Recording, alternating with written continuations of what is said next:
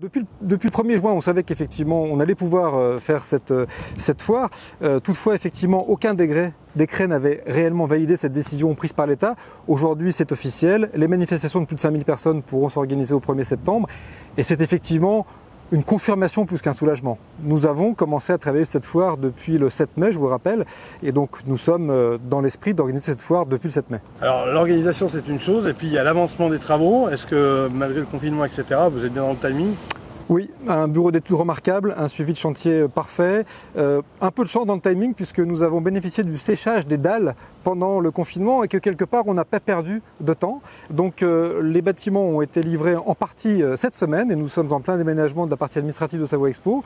Et puis le hall E, je ne vous le montrerai pas parce qu'il faut garder un petit peu d'événements pour son ouverture officielle. Le hall E est quasiment terminé et sera opérationnel pour la foire de septembre. Qu'est-ce qui va changer la foire de Savoie ?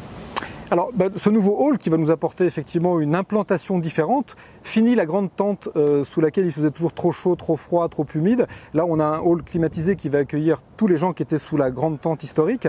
On va réorganiser complètement l'extérieur de la foire, devant laquelle nous sommes aujourd'hui, avec un déplacement de la scène centrale et quelque chose qui ressemblera plus sans doute à un village, avec des allées beaucoup plus confortables.